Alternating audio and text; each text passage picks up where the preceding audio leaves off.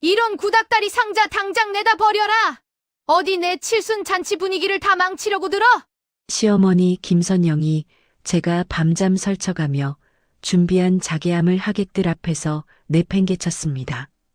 그러더니 옆에 선 내연녀 신유리의 손을 꼭 잡고는 보란듯이 웃으며 소리치더군요. 다들 똑똑히 보세요.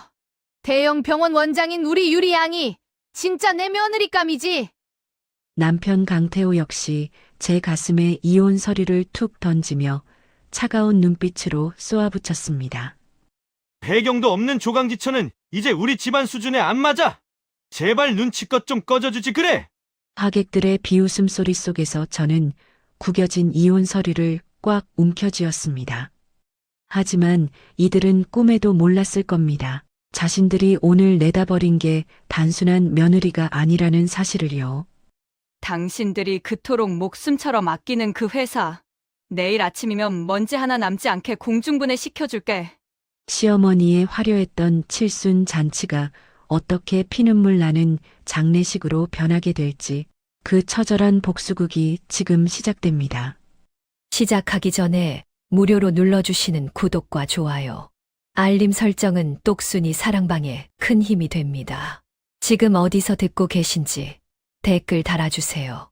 그럼 지금부터 이야기를 시작하겠습니다. 특급 호텔 연회장의 공기는 화려한 조명과는 다르게 체이주의 폐부를 찌르듯이 차갑고 날카로웠습니다. 천장에 매달린 수천 개의 크리스털 샹들리에가 내뿜는 빛은 눈이 시릴 정도로 찬란했지만 그 아래 서 있는 체이주의 그림자는 그 어느 때보다 짙고 어두웠습니다. 체이주는 지난 한 달 동안 잠을 4시간 이상 자본 적이 없을 정도로 이번 칠순 잔치를 위해 온몸을 내던졌습니다.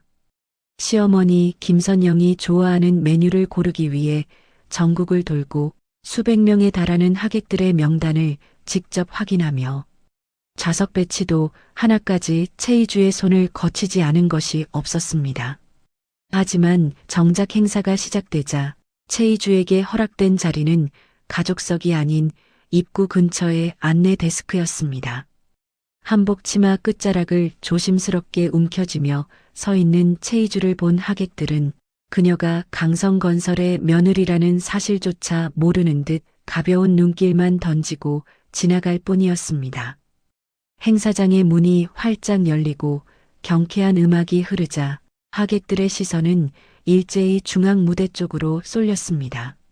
남편 강태호가 나타났지만 그의 곁에 선 사람은 조강지처인 체이주가 아니라 처음 보는 낯선 여성이었습니다. 하얀 피부와 세련된 단발머리, 그리고 수천만 원은 좋게 넘어 보이는 명품 원피스를 입은 그녀는 강태호의 팔짱을 낀 채 당당하게 걸어 들어왔습니다. 강태호가 신유리의 어깨를 더욱 밀착시켜 감싸 안으며 하객들에게 고개를 깊게 숙였습니다. 그 모습은 마치 이 연회의 진짜 주인공이 누구인지를 만천하에 공표하는 선전포고와도 같았습니다. 체이주는 멀리서 그 모습을 지켜보며 숨이 턱 막히는 기분을 느꼈습니다. 자신이 고른 꽃장식과 자신이 예약한 음악 속에서 남편은 다른 여자를 주인공으로 만들고 있었습니다. 체이주가 떨리는 다리를 간신히 지탱하며 가족석 근처로 다가가자 시어머니 김선영이 눈살을 찌푸렸습니다. 김선영은 체이주가 내민 정성 어린 자개함을 힐끗 보더니 코웃음을 치며 테이블 구석으로 거칠게 밀어버렸습니다. 김선영이 화려하게 보석이 박힌 부채를 펼쳐들며 날카로운 목소리로 말했습니다. 이런 구닥다리 상자는 어디서 주워온 거니? 내 칠순 잔치 분위기 다 망치려고 작정한 거야? 체이주가 떨리는 입술을 깨물며 작은 목소리로 대답했습니다. 어머니, 그건 제가 직접 장인에게 부탁해서 수개월 동안 공들여 제작한 자개함이에요. 안에 어머니 건강을 기원하는 귀한 보석도 담았습니다. 김선영이 코방귀를 뀌며 옆에 서 있던 신유리가 내민 명품 쇼핑백을 낚아챘습니다. 됐고 우리 유리 양이 가져온 이 다이아몬드 목걸이 좀 봐라. 역시 배운 애들은 보는 눈부터가 다르다니까. 이런 게 진짜 선물이지. 신유리가 김선영의 어깨를 친근하게 주무르며 상냥한 목소리로 거들었습니다. 어머니, 마음에 드신다니 정말 다행이에요. 어머니의 우아한 기품에는 이 정도는 돼야 어울리죠. 제가 외국 학회 나갔을 때 어머니 생각나서 특별히 공수해 온 거예요. 강태호가 흐뭇한 표정으로 신유리의 손등을 어루만지며 채이주를 향해 턱짓을 했습니다. 채이주, 넌 거기 서 있지 말고 가서 손님들 와인이나 더 챙겨라. 눈치 없게 가족들 즐거운 시간에 끼어들지 말고 저쪽 구석으로 가서 일 좀 해. 채이주는 가슴속에서 무언가 툭 하고 끊어지는 소리를 들은 것만 같았습니다. 자신이 지난 10년간 강성건설의 꾸준히 일을 도맡으며 지켜온 자리가 단 한 명의 외부인에 의해 무참히 짓밟히고 있었습니다. 행사가 무르익자 강태호는 아예 마이크를 잡고 단상 위로 올라가 장례를 정돈했습니다. 그의 곁에는 여전히 신유리가 꽃처럼 화사하게 웃으며 서 있었습니다. 강태호가 자신감 넘치는 목소리로 하객들을 향해 마이크를 잡고 외쳤습니다. 여러분, 오늘 이 자리를 빌려 강성건설의 새로운 도약을 선포하고자 합니다. 우리 회사는 신유리 원장이 운영하는 대형 의료재단과 전략적인 합병을 진행하기로 했습니다. 장내에서 박수가 터져 나오자 강태호는 더욱 기세등등하게 말을 이어갔습니다. 그리고 여기 있는 신유리 양은 앞으로 강성건설의 새로운 안주인이 되어 저와 함께 미래를 그려갈 소중한 동반자입니다. 다들 축하해 주십시오. 채이주는 자신의 귀를 의심했습니다. 수백 명의 하객 앞에서 남편이 대놓고 불륜을 공식화하고 있었습니다. 주변에서는 수군거리는 소리가 들렸고 사람들의 시선은 가시가 되어 채이주의 몸에 박혔습니다. 망연자실하게 서 있는 채이주에게 강태호가 성큼성큼 다가오더니 안주머니에서 서류 한 뭉치를 꺼냈습니다. 그는 채이주의 가슴에 서류를 툭 던지며 차가운 눈빛으로 쏘아붙였습니다. 이미 서명 다 해놨으니까 너도 도장 찍고 내일 바로 이 집에서 나가라. 무능하고 배경도 없는 조강지처는 이제 우리 집안 수준에 안 맞아. 채이주가 부들부들 떨리는 손으로 이혼 서류와 위자료 포기 각서를 집어들었습니다. 강태호, 당신 지금 미친 거야? 어떻게 사람들 많은 곳에서 이럴 수가 있어? 내가 이 회사를 위해서, 당신 식구들을 위해서 어떻게 살았는데 어떻게 이래? 강태호가 넥타이를 거칠게 풀며 비웃음을 날렸습니다. 미친 건 10년 동안 네가 우리 집 브레인이라도 된 양 착각하고 산 너지. 넌 그냥 일 잘하는 머슴 그 이상도 이하도 아니었어. 이젠 유능한 파트너가 필요해. 신유리가 조용히 다가와 채이주의 귓가에 입술을 바짝 대고 비릿한 향수 냄새를 풍기며 속삭였습니다. 채이주 씨, 나 지금 태호 씨 아이 가졌어요. 이미 내 뱃속에 강성건설 후계자가 자라고 있다고요. 어머니가 이미 지분도 나한테 넘겨주시기로 약속하셨어요. 신유리가 가방에서 초음파 사진을 꺼내 채이주의 손바닥에 억지로 쥐어주며 말했습니다. 그러니까 꼴사납게 버티지 말고 몸값 조금이라도 쳐줄 때 조용히 꺼져주는 게 서로 좋지 않겠어요? 자식도 못 낳는 여자가 어디서 안주인 행세를 하려고 들어. 채이주는 사진 속의 작은 점을 보며 구역질이 올라오는 것을 느꼈습니다. 시어머니 김선영 역시 이 상황이 즐거운 듯 와인 잔을 높이 들며 신유리와 건배를 나누고 있었습니다. 김선영이 비틀거리는 채이주의 앞을 가로막으며 독서를 쏟아냈습니다.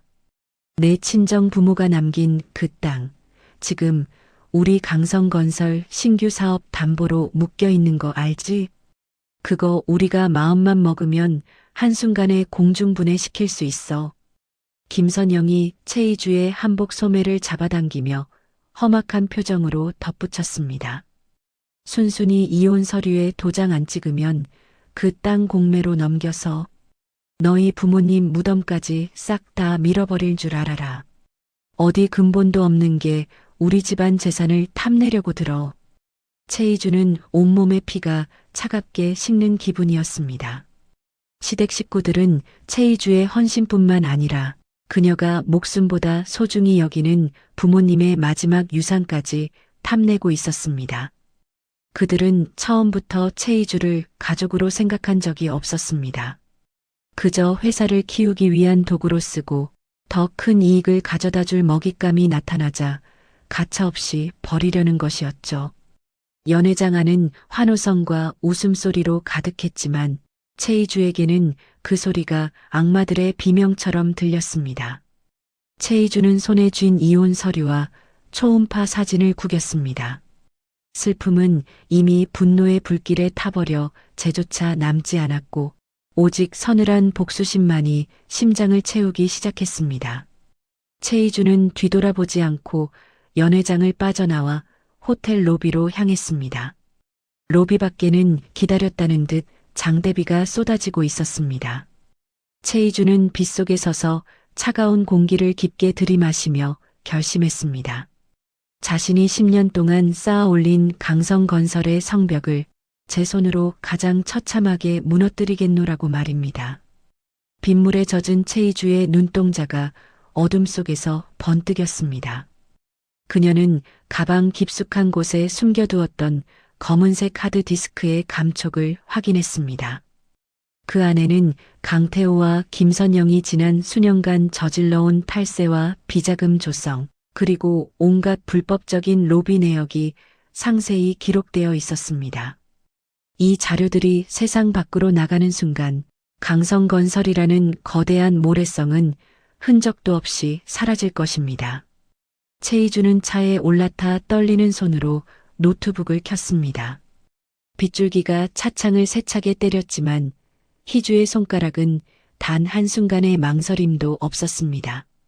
당신들이 그토록 자랑스러워하는 그 회사, 내일 아침이면 먼지 하나 남지 않게 해줄게. 당신들이 버린 게 단순한 며느리가 아니라 이 회사의 목숨줄이었다는 걸 똑똑히 보여주지. 최이주가 전송 버튼 위로 손가락을 가져갔습니다. 금융감독원과 주요 일간지, 사회부 기자들에게 예약 전송을 마친 최이주의 입가에 처음으로 서늘한 미소가 번졌습니다. 그녀의 눈앞에는 이미 무너져 내리는 강성건설의 잔해와 절규하는 시댁 식구들의 모습이 그려지고 있었습니다. 강성건설의 화려한 칠순 잔치는 이제 곧 그들의 장례식으로 변할 준비를 마쳤습니다. 최이주는 가속 페달을 밟으며 어두운 빗속으로 사라졌습니다. 그녀의 복수는 이제 막 시작되었고 내일 아침 태양은 시댁 식구들에게 가장 잔혹한 빛을 비출 것입니다. 다음 날 아침 8시 강성건설 본사 건물은 평소와 다른 기괴한 정적에 휩싸여 있었습니다.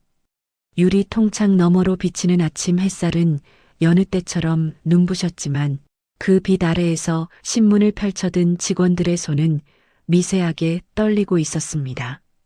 포털 사이트의 메인 화면은 이미 최이주가 예약 전송해둔 폭로 기사들로 도배되어 있었고 강성건설의 비자금과 탈세 의혹은 실시간 검색어 순위를 장악하며 거센 파도를 일으켰습니다. 최이주는 조용한 오피스텔 방 안에서 모니터를 응시하며 자신이 쏜 화살이 적진의 심장을 정확히 꿰뚫는 과정을 지켜보고 있었습니다. 어젯밤 호텔에서 보았던 화려한 드레스 대신 편안한 옷차림이었지만 최이주의 눈빛만큼은 그 어떤 보석보다 서늘하고 날카롭게 빛나고 있었습니다. 최이주는 서류 가방에서 지난밤 미리 준비해둔 법정 문건들을 꺼내 들었습니다. 그것은 강성건설이 최이주의 친정 부모님 땅을 담보로 잡을 때 최이주가 법무팀장의 권한을 교묘히 이용해 삽입해둔 특별 조항이 담긴 계약서였습니다. 최이주가 서류를 스캔하며 곁에 있던 담당 변호사에게 침착하게 말했습니다. 대표이사의 도덕적 해이로 기업 가치가 훼손될 경우 담보 제공자는 즉시 계약을 해지할 수 있다는 조항입니다. 지금 바로 효력 발생 통보하세요. 변호사가 서류를 받아들며 안경을 고쳐 쓰고 고개를 끄덕였습니다. 최이주 씨가 미리 손을 써두신 덕분에 이 땅은 강성건설의 파산과 상관없이 안전하게 회수될 겁니다. 상대 측에서 소송을 걸어와도 이미 법적으로 완벽하게 방어막을 쳐두셨네요. 최이주는 창밖의 한강을 바라보며 무거운 한숨을 내뱉었지만 그 입가에는 승자의 미소가 희미하게 번지고 있었습니다. 그 시각 강태호는 침실에서 쏟아지는 전화벨 소리에 정신없이 잠에서 깨어났습니다. 휴대폰 화면에 뜬 주가 급락과 압수수색 예정이라는 메시지를 본 강태호의 안색이 흑빛으로 변했습니다. 강태호는 떨리는 손으로 최이주에게 전화를 걸었지만 돌아오는 것은 차가운 기계음과 연락이 닿지 않는다는 안내 멘트뿐이었습니다. 강태호가 침대 옆 협탁에 놓인 비싼 화장품 병을 벽으로 집어 던지며 소리를 질렀습니다. 이 독한 년이 감히 내 뒤통수를 쳐? 최이주, 너 잡히기만 해봐. 그냥 안 둬. 옆에서 자고 있던 신유리가 요란한 소리에 부스스한 모습으로 일어나며 인상을 찌푸렸습니다. 신유리가 헝클어진 머리를 쓸어넘기며 짜증 섞인 목소리로 물었습니다. 아침부터 왜 이렇게 소란이야? 태호 씨, 무슨 일 있어? 사람 잠도 못 자게. 강태호가 머리를 쥐어뜯으며 휴대폰을 신유리의 코앞으로 들이밀었습니다. 지금 우리 회사 주식 다 박살났어. 네가 말한 그 병원 자금줄도 위험해질지 모른다고. 신유리는 강태호의 말에 잠이 확 깨는 듯 눈을 크게 뜨고 단숨에 휴대폰을 뺏어들었습니다. 신유리가 침대 시트를 움켜쥐며 날카롭고 히스테릭한 목소리로 따져 물었습니다. 무슨 소리야? 우리 병원 확장 자금 지원해주기로 했잖아. 강성건설이 망하면 내 병원은 어떻게 되는 건데? 태호 씨가 책임진다고 했잖아. 강태호는 신유리의 다급한 추궁에 대답도 하지 못한 채 거실로 뛰쳐나갔습니다. 거실에서는 어머니 김선영이 이미 TV 앞에서 넋이 나간 표정으로 뉴스를 보고 있었습니다. 김선영은 손에 든 찻잔이 바들바들 떨리는 줄도 모른 채 화면 속 강성건설 로고를 쳐다봤습니다. 김선영이 찻잔을 바닥에 떨어뜨려 깨뜨리며 덜덜 떨리는 목소리로 중얼거렸습니다. 이게 다 무슨 일이라니. 그 순하던 희주가 어떻게 이런 짓을. 우리 회사가 왜 압수수색을 당해?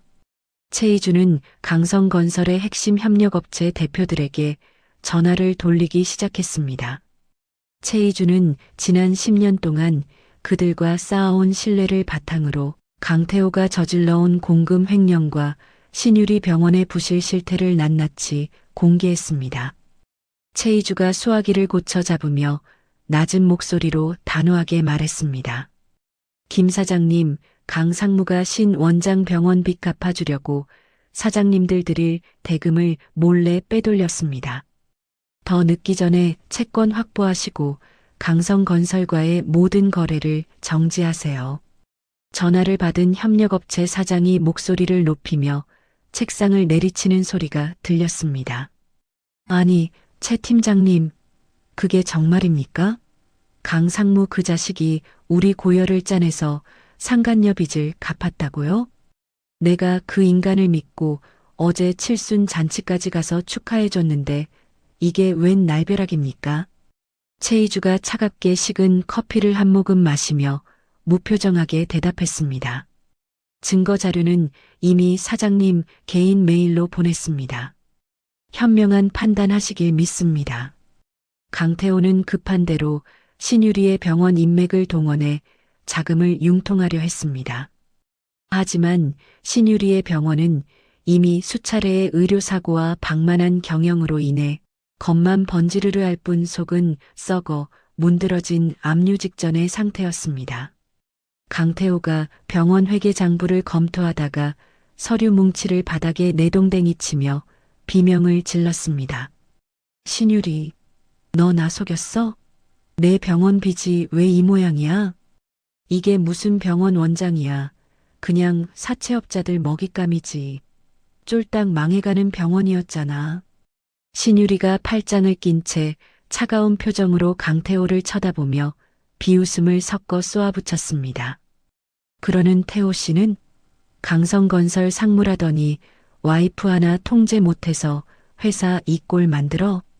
나 원망할 시간에 가서 최이주 바짓가랑이라도 붙잡고 빌기나 해. 두 사람 사이에 달콤했던 분위기는 온데간데 없고 서로를 뜯어먹으려는 굶주린 짐승들의 으르렁거림만 방안을 가득 채웠습니다. 오후가 되자 강성건설 본사 로비는 분노한 주주들과 협력업체 직원들로 아수라장이 되었습니다. 김선영은 사태를 파악하기 위해 희주 명의로 가입된 고액 적금과 보험을 해지하려 은행을 찾았습니다. 김선영이 은행 창구 직원에게 신분증을 내밀며 고압적인 자세로 소리쳤습니다. 이거 우리 며느리 이름으로 된 건데 내가 시어머니니까 당장 해지해서 현금으로 줘. 급한 일이니까 토 달지 말고 빨리 처리하란 말이야. 창구 직원이 컴퓨터 화면을 한참 들여다보더니 난처한 표정으로 고개를 저었습니다. 고객님, 죄송하지만 이 계좌들은 어제 저녁에 이미 예금주 본인에 의해 지급 정지 신청이 되었습니다. 현재로서는 그 누구도 인출이나 해지가 불가능하며 경찰 조사 결과가 나올 때까지 묶여 있습니다.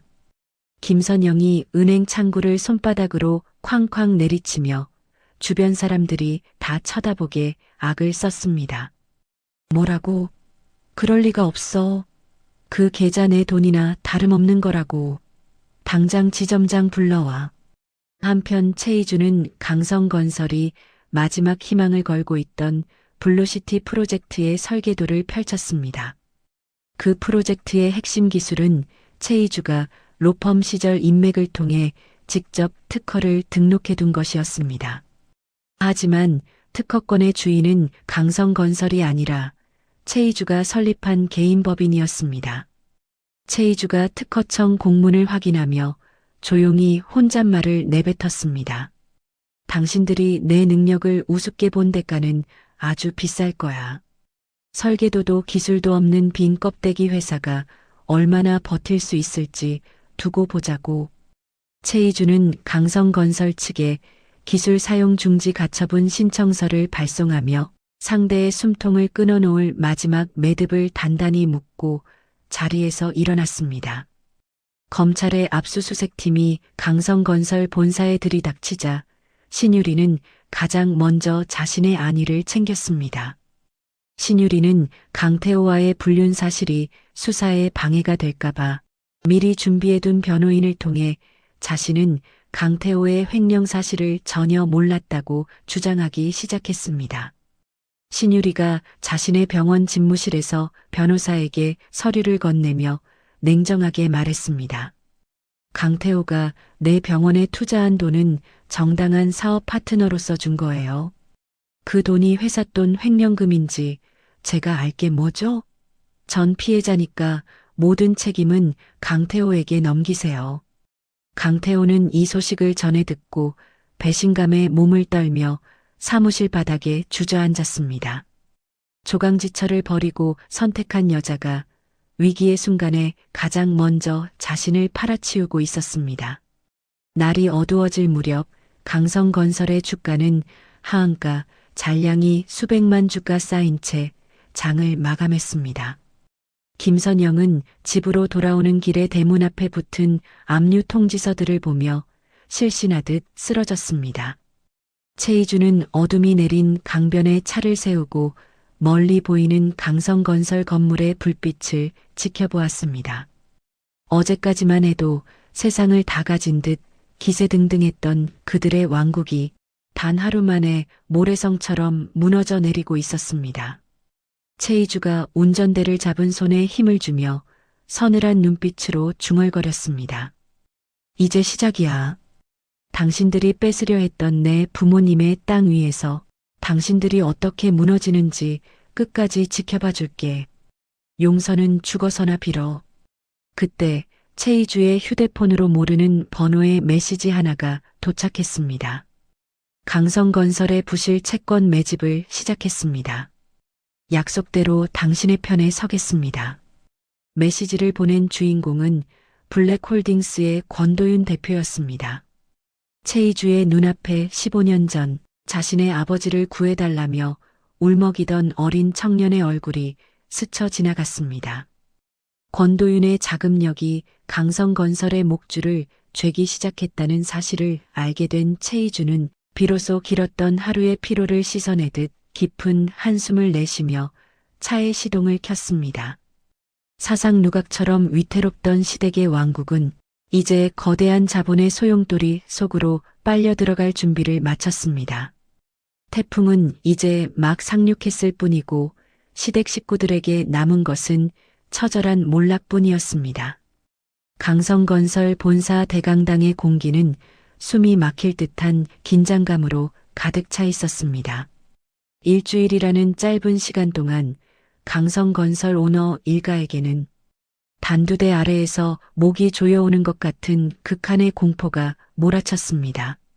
임시 주주총회가 열린 행사장 내부는 성난 주주들의 거친 고함과 기자들의 카메라 셔터 소리가 뒤섞여 마치 금방이라도 폭발할 것 같은 화약고 같았습니다. 강태호는 며칠 밤을 꼬박 지새운 듯 벌겋게 충혈된 눈을 가리기 위해 애써 고개를 숙인 채 자리에 앉아 있었지만 책상 밑으로 숨긴 손은 멈추지 않고 파르르 떨리고 있었습니다. 그의 옆에 앉은 김선영은 여전히 화려한 진주 목걸이를 걸치고 있었지만 초조한 듯 연신 실크 손수건으로 이마에 식은 땀을 닦아내며 주변 눈치를 살폈습니다. 회의 시작을 알리는 의사봉 소리가 무겁게 울려 퍼지자 강태호가 떨리는 손으로 마이크를 고쳐 잡으며 자리에서 일어났습니다. 강태호는 장내를 진정시키려는 듯 헛기침을 몇 번 내뱉더니 억지로 비장한 표정을 지어 보이며 갈라진 목소리로 입을 열었습니다. 주주 여러분, 최근 우리 회사를 둘러싼 악의적인 소문은 모두 근거 없는 모함입니다. 우리 강성건설은 신유리 원장이 이끄는 대형 의료재단과 손을 잡고 다시 한번 도약할 준비를 마쳤으니 저를 믿고 조금만 더 기다려 주십시오. 강태호의 말이 끝나기도 전에 강당의 육중한 뒷문이 쾅 소리를 내며 열렸습니다. 짙은 감색 정장을 차려입은 한 남자가 수행원들을 거느리고 당당한 걸음걸이로 강당 안을 가로질러 들어오기 시작했습니다. 장내의 모든 시선이 그 남자에게 쏠렸고 남자는 단상 바로 앞까지 걸어와 강태호를 뚫어질 듯이 응시하며 입가에 비릿한 미소를 띄웠습니다. 강태호가 당황한 기색을 숨기지 못하고 마이크를 쥔 손에 힘을 주며 외쳤습니다. 당신 뭐야? 여기는 관계자들만 들어올 수 있는 신성한 자리야. 경비원들은 뭐하고 있어? 당장 저 무례한들을 밖으로 끌어내지 않고. 남자는 강태호의 고함에도 눈 하나 깜짝하지 않고 품 안에서 서류 뭉치를 꺼냈습니다. 그는 서류를 강태호의 턱 밑까지 들이밀며 나직하지만 강당 구석구석까지 울려 퍼질 정도로 힘있는 목소리로 선언했습니다. 블랙홀딩스 대표 권도윤입니다. 오늘 아침부로 강 상무와 김 회장님의 지분을 모두 합친 것보다 더 많은 주식을 확보했으니 이제부터 이 회의의 주도권은 제가 갖는 것으로 하겠습니다. 주주들 사이에서 경악 섞인 탄성이 터져나왔고 김선영은 믿을 수 없다는 듯 벌떡 일어나 손가락질하며 비명을 질렀습니다. 그게 무슨 말도 안 되는 소리야. 우리 집안 주식을 누가 당신한테 팔았다는 거야. 당장 저 사기꾼을 경찰에 신고해. 어서. 권도윤은 김선영의 악다구니를 가볍게 무시하며 수행원이 건네준 태블릿을 강당 벽면에 설치된 대형 화면에 연결했습니다. 화면 위로는 강태호가 신유리의 부실한 병원 빚을 갚아주기 위해 소액 주주들의 배당금을 가로채 비자금을 조성한 내역이 낱낱이 떠올랐습니다. 권도윤이 화면 속의 숫자를 하나하나 가리키며 차가운 목소리로 덧붙였습니다. 이 자료들은 강 상무가 범죄 수익으로 지분을 유지했다는 명백한 증거입니다. 따라서 현 시간부로 두 분의 의결권은 법적으로 완전히 박탈되었음을 선포합니다. 신유리는 사태가 심상치 않게 돌아가자 조용히 뒷문으로 빠져나가려 벽면을 타고 슬금슬금 몸을 움직이기 시작했습니다. 하지만 권도윤은 이미 예상했다는 듯 신유리의 이름을 크게 부르며 발길을 멈추게 했습니다. 권도윤이 도망치려던 신유리를 향해 서늘한 눈빛을 보내며 소리쳤습니다. 신유리 원장님, 어디 그렇게 바쁘게 가시는 겁니까? 당신이 과거 우리 아버지 병원에서 페이닥터로 일하던 시절에 환자들 차트를 조작해서 병원을 통째로 망가뜨리고 도망쳤던 그날을 기억하시나요? 신유리는 마치 귀신이라도 본 듯 안색이 하얗게 질려 벽을 짚고 간신히 서 있었습니다. 신유리가 입술을 파르르 떨며 더듬거리는 목소리로 반박하려 애를 썼습니다. 무슨 근거로 그런 말도 안 되는 헛소리를 지어내는 거예요? 난 당신 같은 사람 태어나서 처음 본다고요. 사람 잘못 봤어. 권도윤이 안경을 고쳤으며 신유리의 숨통을 조이듯 한 걸음 더 다가갔습니다. 처음 보시겠죠. 당신 때문에 우리 아버지가 억울하게 감옥에 가셨을 때 저는 이름도 없는 꼬맹이에 불과했으니까요. 하지만 진실은 반드시 돌아오는 법입니다. 사실 권도윤이 강성건설을 무너뜨리기 위해 나타난 것은 단순한 우연이 아니었습니다. 15년 전 권도윤의 아버지가 신유리의 강교한 계략에 빠져 횡령범으로 몰렸을 때 세상 모두가 손가락질하며 등을 돌렸지만 유일하게 손을 내밀어준 사람이 있었습니다. 당시 시부 변호사였던 최희주는 아무런 대가도 바라지 않고 밤을 새워가며 권도윤 아버지의 무죄를 증명할 결정적 증거를 찾아주었습니다. 나레이션이 당시에 절박했던 상황을 설명하듯 조용히 의조렸습니다. 어린 권도윤에게 최희주는 법전 뒤에 숨은 권력자가 아니라 어두운 구렁텅이에서 자신을 끌어올려준 단 하나의 구원자였던 것이죠. 권도윤은 그때의 은혜를 갚기 위해 월스트리트에서 거물이 되어 돌아왔고 희주가 버려지는 순간만을 기다렸다가 그녀의 가장 날카로운 칼이 되어준 것이었습니다. 이때 강당 연문이 천천히 열리며 드디어 주인공 최희주가 우아하면서도 당당한 모습으로 모습을 드러냈습니다. 최희주는 권도윤의 곁에 서서 단상 위에 있는 강태호와 김선영을 마치 벌레를 보듯 얼음장처럼 차가운 시선으로 올려다보았습니다. 최희주가 리모컨을 눌러 화면을 전환하자 신유리가 강태호를 속이기 위해 은밀하게 주고받았던 메시지들이 대형 화면 가득 쏟아졌습니다. 최희주가 마이크를 잡고 강당이 쩌렁쩌렁 울릴 정도로 또렷하게 말했습니다. 신유리 씨가 가졌다는 아이 사실은 임신 초기 증상도 없는 가짜였다는 거 다들 모르셨죠? 여기 산부인과 검진 기록과 두 사람이 공모한 파렴치한 대화 내용이 다 있습니다. 화면에는 신유리가 강태호에게 이 바보 같은 늙은 여우 지분만 뺏으면 우리 세상이야라고 보낸 문자가 선명하게 박혀 있었습니다. 김선영은 자신이 그토록 믿고 아끼던 의사 며느리가 자신을 늙은 여우라고 비하했다는 사실에 충격을 받아 가슴을 움켜쥐었습니다. 김선영이 신유리의 얼굴을 향해 손을 뻗으며 쉰 목소리로 악을 썼습니다. 너 인연. 감히 날 속여? 내 아들 아이를 가졌다고 나를 엄마처럼 따르더니 내가 너한테 준 그 비싼 보석들 당장 내놔. 이 사기꾼아. 강태호 역시 신유리가 자신을 이용해 병원 빚을 탕감하려 했다는 적나라한 대화 내용을 보고는 정신이 나간 사람처럼 허탈하게 웃기 시작했습니다. 강태호가 신유리의 머리채를 거칠게 잡아채며 바닥으로 내팽개치고 소리를 질렀습니다. 신유리, 이 사탄 같은 년아, 네가 감히 나를 가지고 놀아? 내 돈, 우리 회사 돈 다 어디다 빼돌렸어? 당장 말해. 신유리는 바닥에 나동그라진 채로 소리를 지르며 강태호의 얼굴을 손톱으로 핥히어 버렸습니다. 두 사람의 추악한 몸싸움이 전 국민이 지켜보는 가운데 실시간으로 중계되고 있었습니다. 주주들은 야유를 퍼부으며 강태호의 해임을 목청껏 요구했고 미리 대기하고 있던 경찰들이 강당 안으로 들이닥쳐 상황은 그야말로 아수라장이 되었습니다. 경찰들이 강태호와 신유리의 팔을 붙잡아 연행하려 하자 김선영은 최이주의 바짓가랑이를 붙잡고 바닥을 기며 눈물로 애원했습니다. 희주야, 내가 잘못했다. 제발 태호 아범만은 살려다오. 우리 회사가 어떻게 세운 회사인데 이렇게 무너지면 안 되잖니.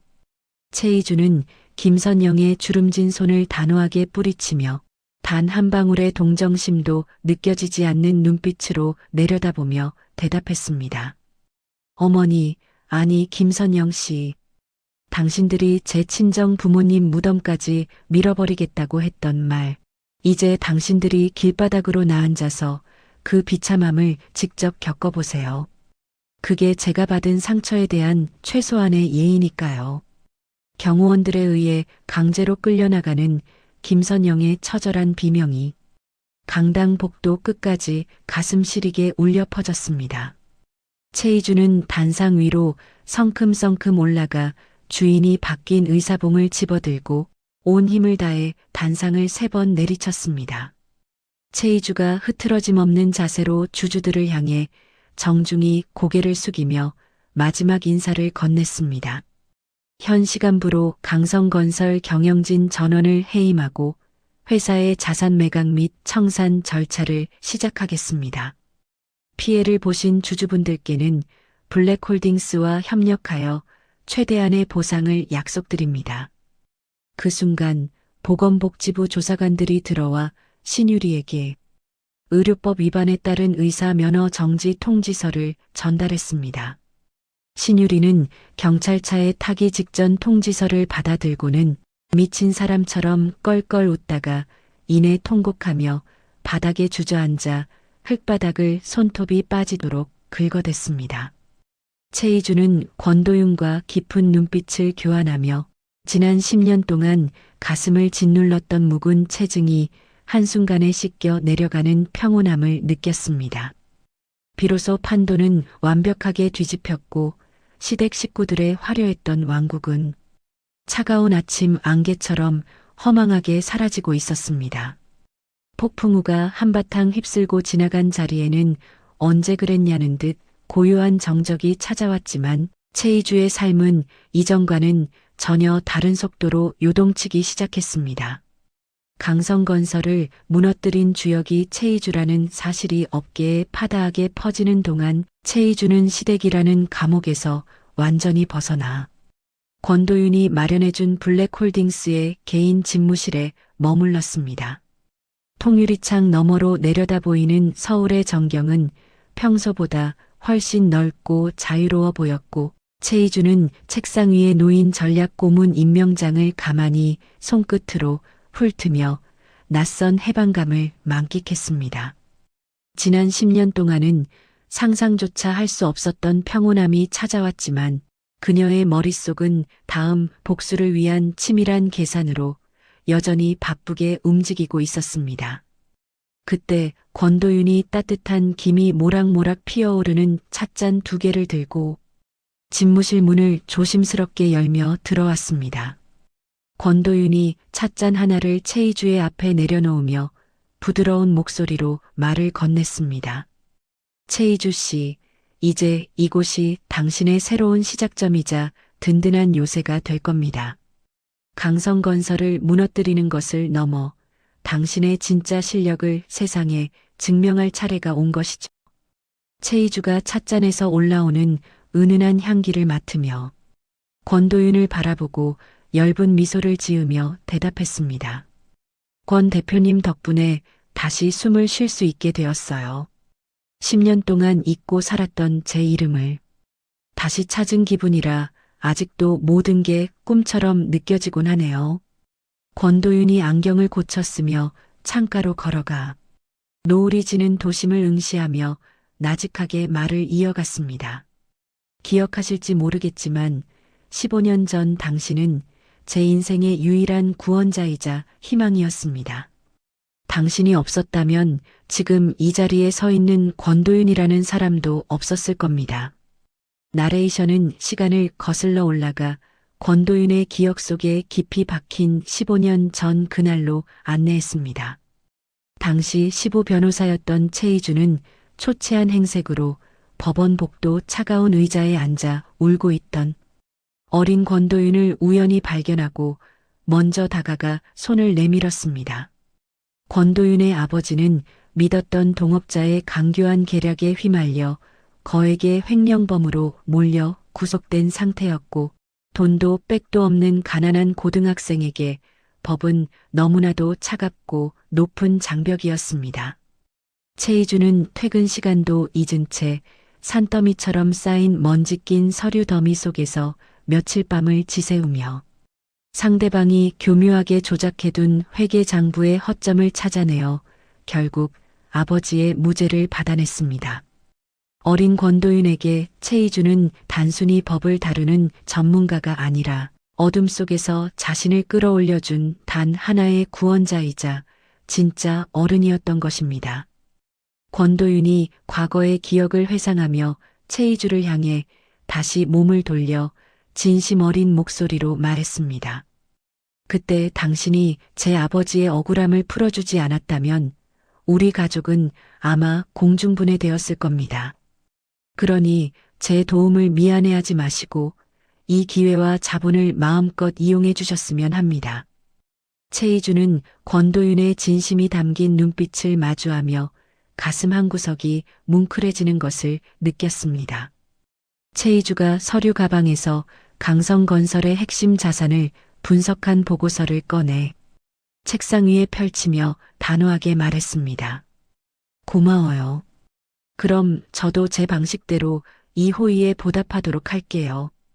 강성건설의 껍데기는 버리고 알맹이만 골라내어 제가 꿈꾸던 진짜 회사를 세울 계획입니다. 두 사람은 밤이 깊어가는 줄도 모르고 강성건설의 기술력과 우수한 인재들을 흡수하기 위한 이른바 트로이 목마 작전을 구체화하며 전략회의에 온 힘을 쏟아부었습니다.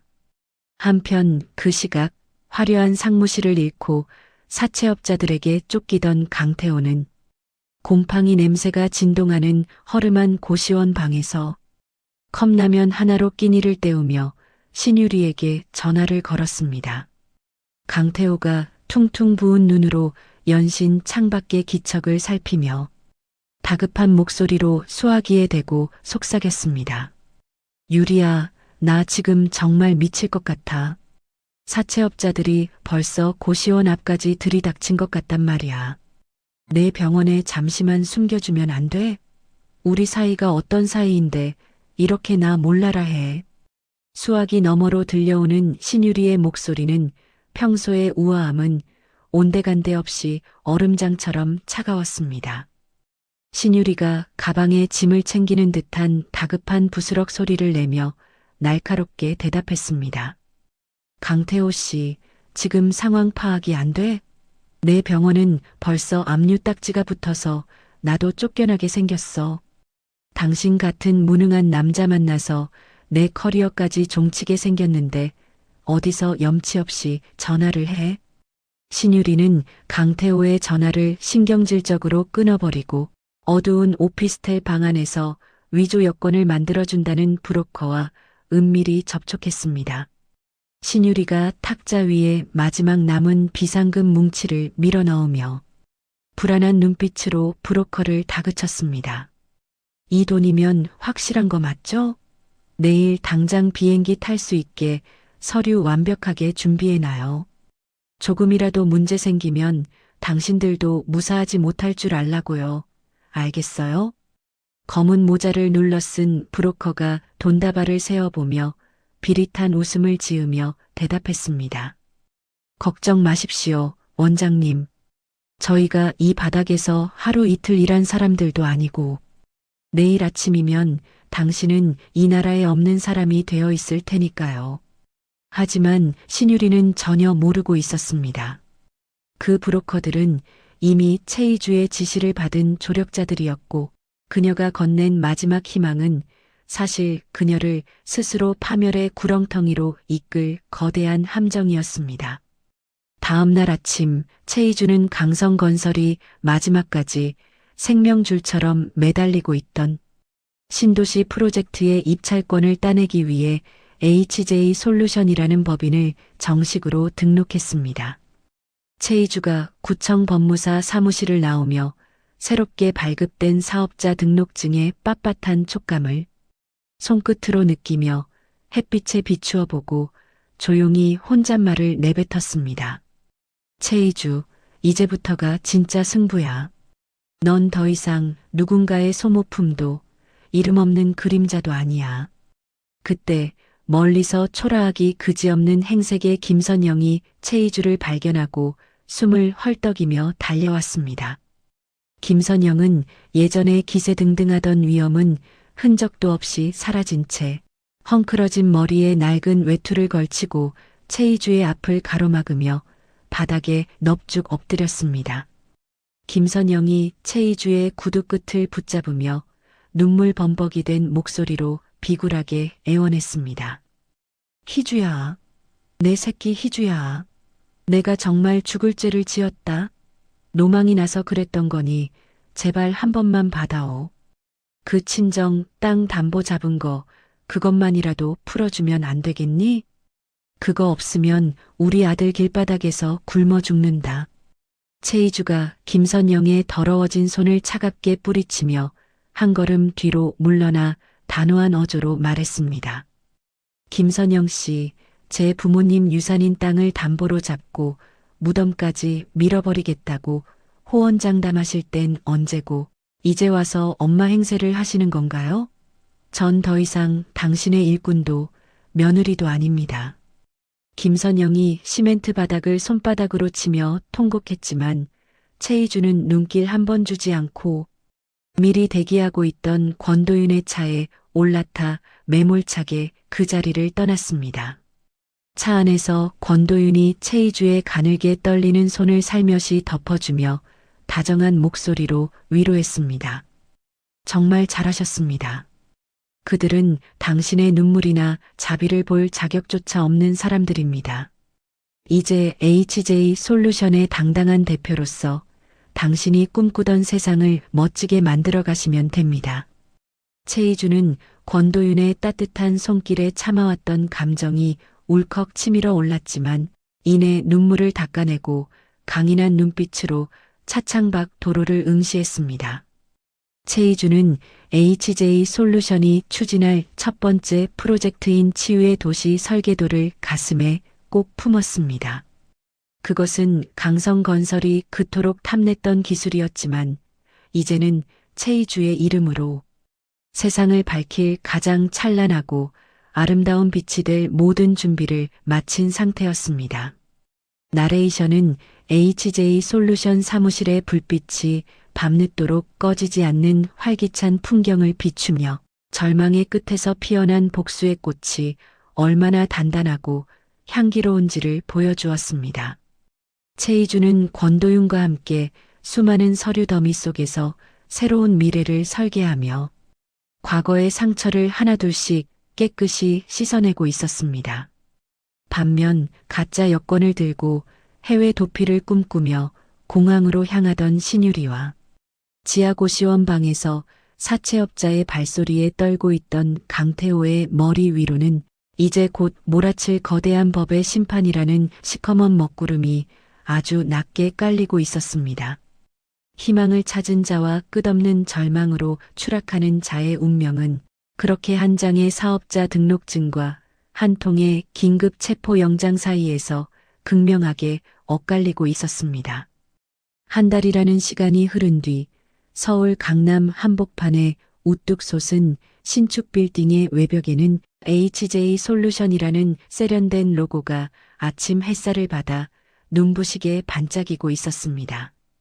과거 강성건설의 그늘 아래서 이름도 없이 숨죽여 일하던 전략기획실 직원들은 이제 최이주 대표의 진두지휘 아래 새로운 미래를 설계하며 활기찬 발걸음으로 출근길을 서둘렀습니다. 최이주는 신사옥 로비에 들어서며 자신을 향해 일제히 고개를 숙여 인사하는 직원들에게 여유로우면서도 기품 있는 미소를 지어 보이며 가볍게 목을 숙여 화답했습니다. 오늘은 강성건설이 실패했던 신신도시 스마트시티 프로젝트의 단독 사업자 선정을 축하하고 최이주가 올해의 여성기업인상을 수상하는 영광스러운 날이었습니다. 개업식 행사장 안은 정계와 재계의 거물들로 발 디딜 틈 없이 가득 찼고 수많은 취재진의 카메라 플래시가 최이주의 일거수일투족을 쫓으며 연신 터져나왔습니다. 최이주는 과거 칠순 잔치 때 입었던 낡고 초라했던 한복 대신 순백의 실크 수트와 세련된 보석 장식으로 우아하면서도 강인한 여성 리더의 면모를 드러냈습니다.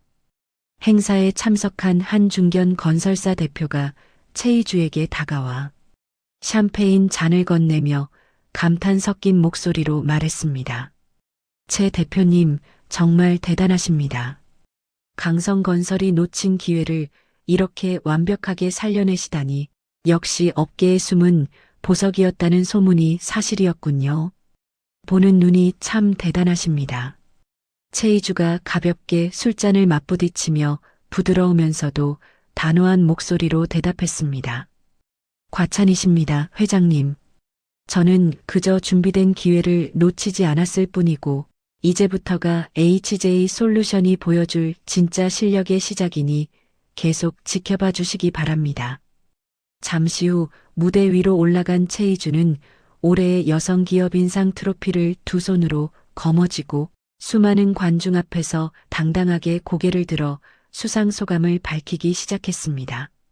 최이주가 마이크를 고쳐 잡으며 감정에 잠시 북받친 듯 하면서도 또렷한 어조로 말했습니다. 이 상은 저 개인의 영광이 아니라 정직한 자본과 기술이 승리한다는 것을 보여주는 증거입니다.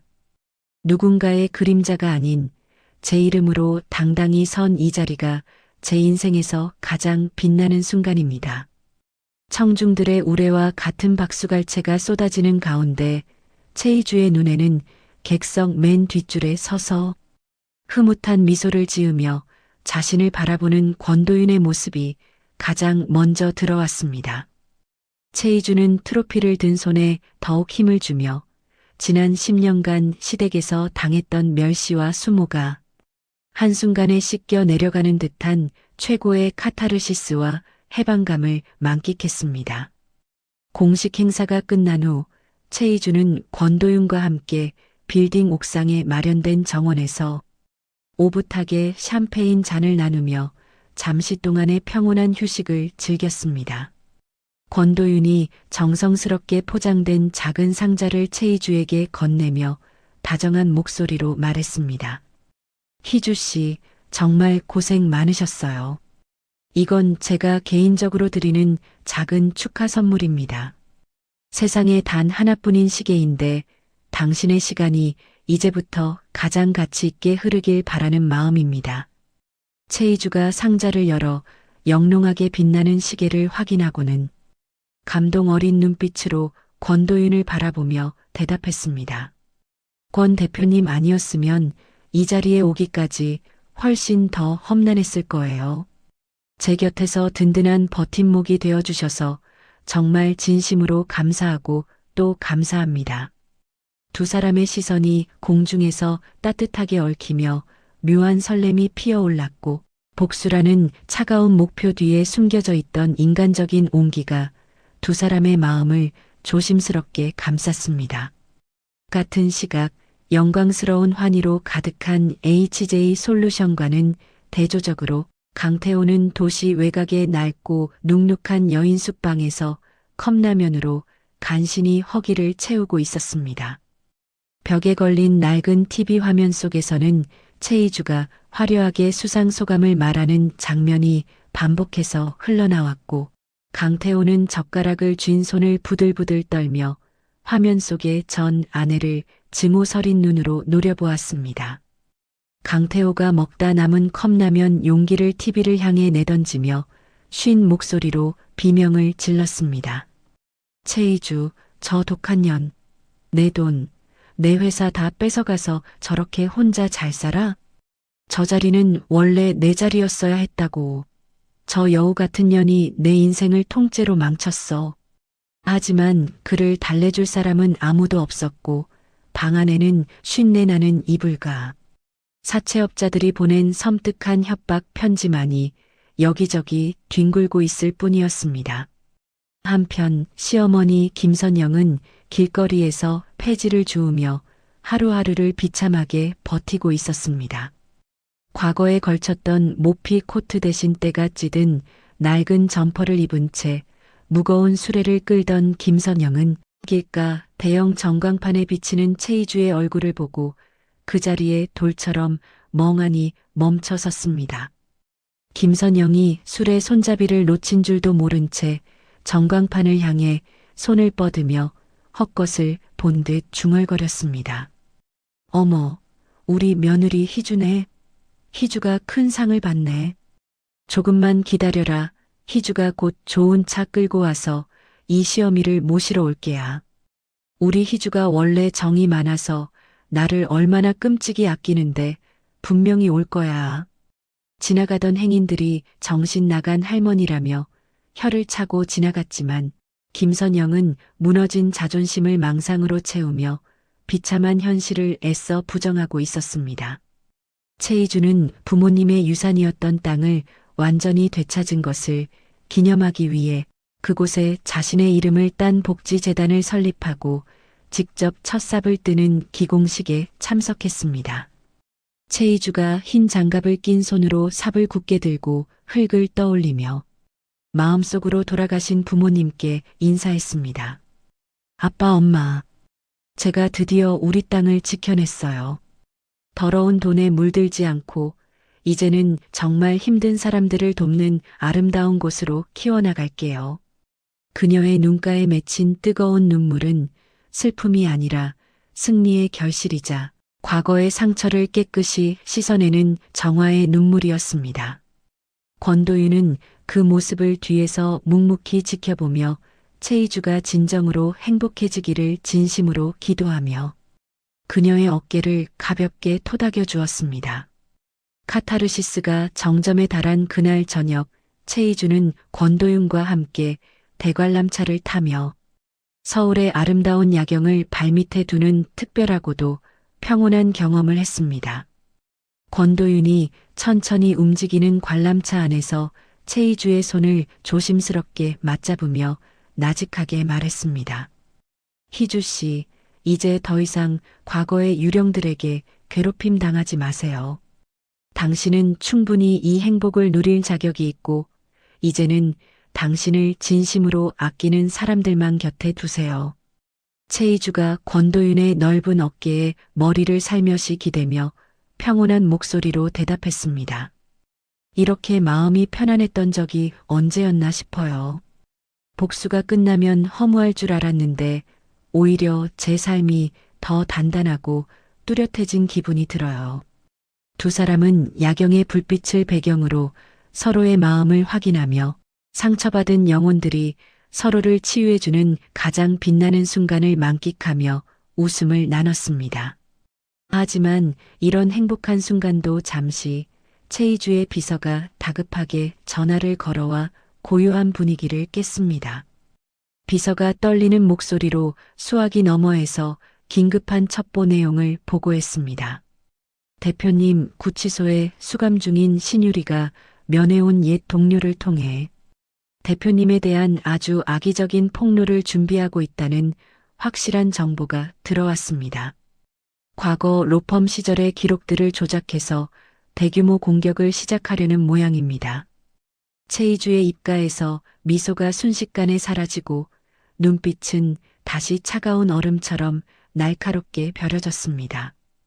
최이주가 권도윤의 손을 놓지 않은 채 비서에게 차갑고 단호한 어조로 명령했습니다. 신유리, 그 여자가 아직도 정신을 못 차리고 제 무덤을 파고 있나 보군요. 어떤 자료를 준비하든 상관없으니 배후 세력들까지 한꺼번에 뿌리 뽑을 수 있게 완벽히 준비하세요. 평화로운 야경 아래 다시금 불길한 전조가 들이우기 시작했고 성공의 기쁨 뒤에 숨은 또 다른 위기가 소리 없이 다가오고 있었습니다. 신유리는 차가운 구치소 창살 너머에서 도끼 어린 눈으로 최이주의 성공 소식을 지켜보며 자신의 인생을 망친 최이주를 같이 끌어내릴 마지막 독침을 갈고 또 갈고 있었습니다. 가장 빛나는 순간에 찾아온 어둠의 그림자는 과연 최이주가 피와 땀으로 쌓아 올린 공든 탑을 다시 흔들어 놓을 수 있을까요? 최이주는 결의에 찬 표정으로 관람차 밖의 어두운 도심을 내다보며 자신에게 도전하는 악의 무리들에게 처절한 파멸을 선사할 새로운 전쟁을 준비하기 시작했습니다. 화려한 귀환의 기쁨은 잠시 접어두고 이제는 자신의 성체를 지키기 위한 더 치열하고 잔혹한 투쟁이 그녀를 기다리고 있었습니다. 가장 찬란한 성공의 정점에서 축배를 들어 올린 지 불과 사흘 만에 최이주의 세상은 다시금 시커먼 먹구름 아래로 급격히 가라앉기 시작했습니다. 평화롭던 오전의 정막을 깨고 비서가 사색이 된 얼굴로 집무실로 뛰어들어왔을 때 최이주는 이미 온라인 커뮤니티를 장악한 추악한 폭로 글들을 확인하고 있었습니다. 과거 최이주가 로펌에서 근무하던 시절 거액의 수임료를 챙기기 위해 의뢰인의 증거물을 조작하고 상대 측을 협박했다는 허무맹랑한 내용들이었습니다. 최이주는 떨리는 손가락으로 마우스를 내려 게시글 아래 달린 수천 개의 비난 댓글을 훑으며 가슴 밑바닥에서부터 올라오는 뜨거운 분노를 간신히 억누르고 있었습니다.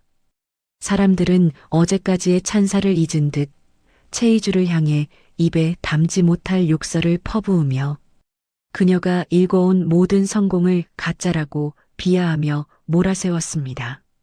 이 정교하고도 조작된 소동의 배후에는 구치소 안에서도 독을 품고 있던 신유리가 있었습니다. 신유리는 면회온 옛 동료 의사에게 자신의 비밀 계좌에 숨겨두었던 마지막 자금을 넘기며 최이주의 평판을 완전히 뭉개버릴 가짜 서류들을 유포하라고 은밀히 지시했던 것이죠. 최이주가 집무실 책상을 주먹으로 쾅 내리치며 서늘한 목소리로 비서에게 말했습니다.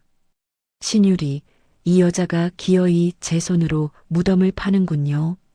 당장 로펌 시절 동료들에게 연락해서 원본 기록들 확보하고 반박보도 자료 준비하세요. 비서가 노트북을 가슴에 꼭 안으며 목소리를 벌벌 떨며 대답했습니다. 대표님, 상황이 생각보다 훨씬 심각합니다. 지금 강태호 상무가 기자들을 불러 모아 정문 앞에서 기자회견을 열겠다고 난리입니다. 최이주는 그 말을 듣자마자 창가로 달려가 아래를 내려다보았습니다. 최이주가 창밖을 내다보자 신사옥 정문 앞에는 이미 수많은 기자가 몰려들어 진을 치고 있었습니다. 그 무리 한가운데에 선 강태호는 며칠 동안 씻지도 못한 듯 초췌하고 더러운 행색이었지만 눈빛만큼은 광기 어린 집착으로 번들거리며 종이 뭉치를 높이 치켜들고 있었습니다. 강태호가 확성기를 입에 대고 목에 핏대를 세우며 기자들을 향해 침을 튀기며 소리를 질렀습니다. 여러분, 저기 저 높은 빌딩에 앉아 있는 최희주의 실체를 보십시오. 저 여자의 부모가 과거에 강성건설 창업주에게 뒷돈을 대주고 사업권을 따냈던 비리 당사자들입니다. 강태호가 들고 있는 서류는 최희주의 돌아가신 부모님을 파렴치한 범죄자로 둔갑시킨 조작된 비리 문건이었고, 기자들은 자극적인 기사거리를 놓치지 않으려는 듯 연신 셔터를 눌러대며 질문을 쏟아냈습니다. 죽은 사람은 말이 없다는 점을 악용해 강태호는 부모님의 명예를 짓밟으며 자신의 몰락을 희주 탓으로 돌리려는 비겁한 연극을 펼치고 있었습니다. 최희주는 자신의 전부나 다름없는 부모님의 명예까지 더럽혀지자 눈앞이 캄캄해지는 충격을 받고 비틀거리며 책상 모서리를 겨우 붙잡았습니다. 심장이 터질 듯이 뛰고 숨이 가빠와서 최희주는 한동안 자리에서 움직이지도 못했습니다. 그때 권도윤이 문을 박차고 들어와 최희주의 떨리는 어깨를 든든하게 감싸 안으며 말했습니다. 희주 씨, 절대 저들의 도발에 흔들리지 마세요. 강태호가 쥐고 있는 저 서류는 제가 확인해 본 결과 20년 전 기록을 교묘히 합성한 가짜입니다. 최희주가 권도윤의 품에 얼굴을 묻은 채 눈물이 고인 갈라진 목소리로 물었습니다. 하지만 도윤 씨, 저 사람들이 우리 부모님 무덤까지 파헤치고 있잖아요. 제가 어떻게 가만히 있을 수 있겠어요? 당장 내려가서 저 인간의 입을 찢어버리고 싶어요. 권도윤이 최희주의 두 손을 꼭 맞잡으며 단호하면서도 다정한 눈빛으로 대답했습니다. 지금 나가면 저들의 함정에 빠지는 겁니다. 제가 블랙홀딩스 법무팀을 동원해서 언론사를 압박하고 저가짜 뉴스를 막아낼 테니 당신은 여기서 마음을 가다듬으세요. 그러나 악의 그림자는 생각보다 훨씬 깊고 넓게 뻗어 있었습니다. 최희주의 도덕성에 의문을 제기하는 자극적인 기사들이 순식간에 쏟아지기 시작했습니다.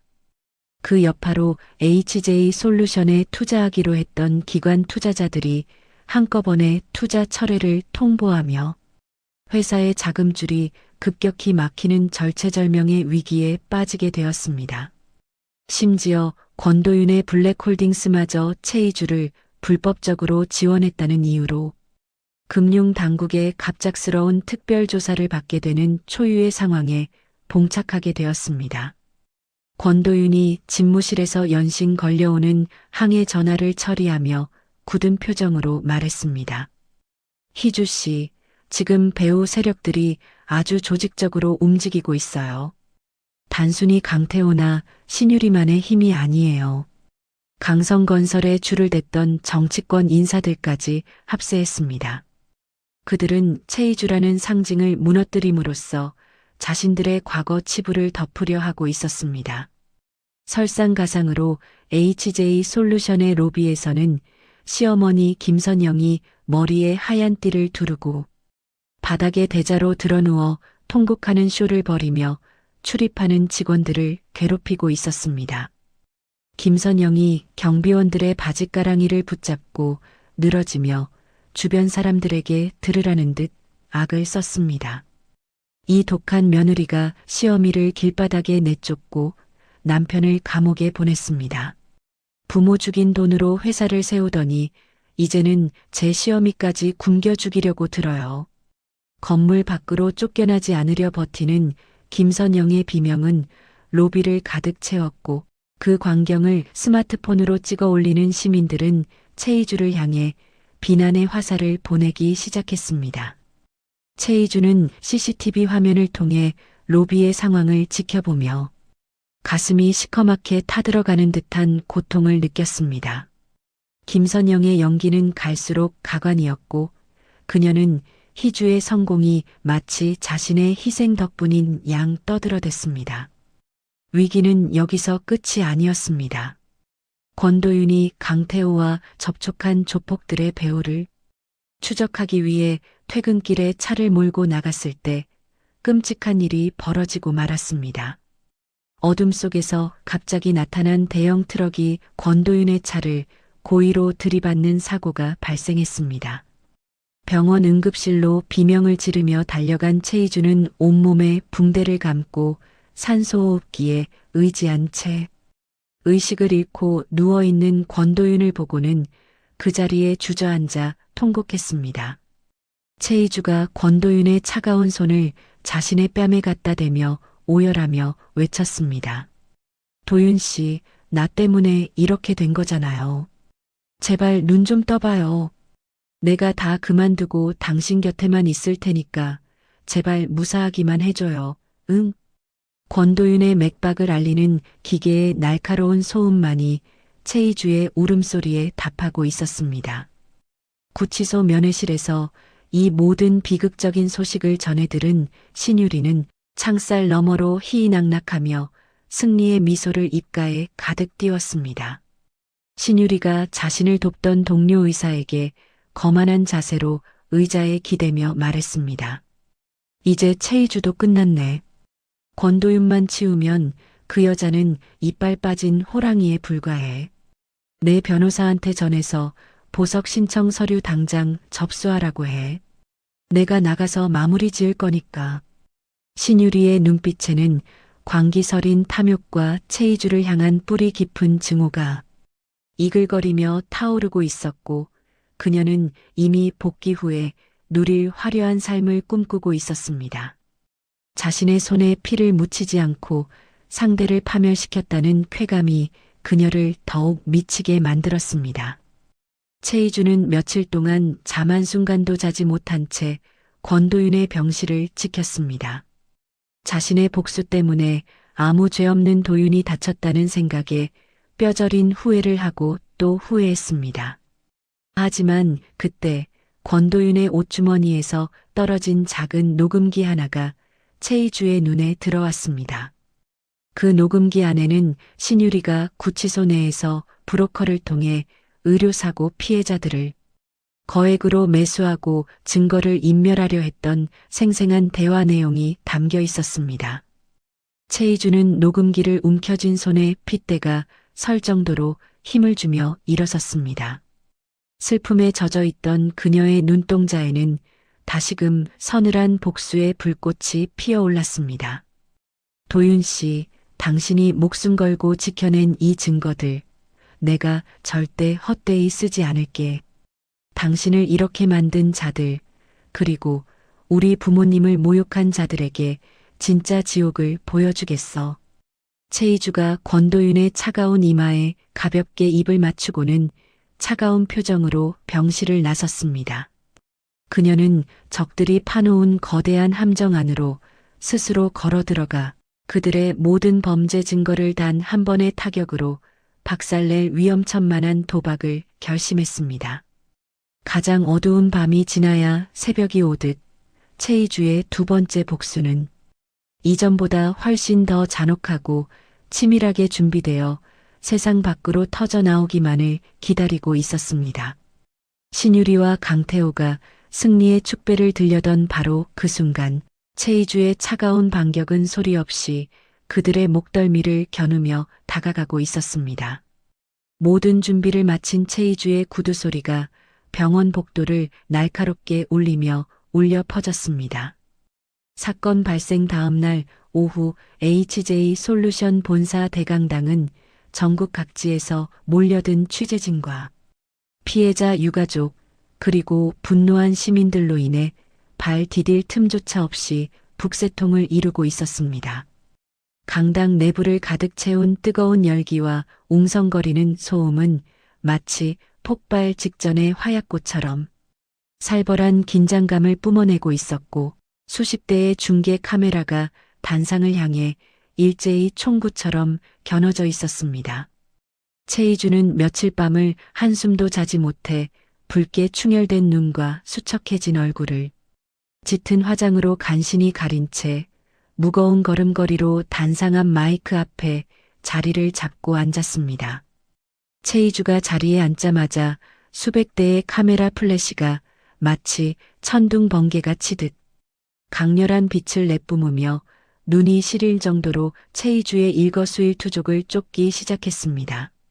최이주는 책상 밑으로 숨긴 손을 손톱이 하얗게 질릴 정도로 꽉 맞잡으며 차분하게 호흡을 가다듬었고 이내 장내를 순식간에 정적에 빠뜨리는 서늘하고도 단호한 목소리로 첫마디를 뗐습니다. 최이주가 마이크를 고쳐 잡고 정면의 카메라 렌즈를 똑바로 응시하며 천천히 입을 열었습니다. 여러분, 어제 강태호 씨가 눈물로 호소하며 제시했던 저희 부모님의 비리 문건은 최근의 기록을 조작하여 만든 명백한 가짜 위조물입니다.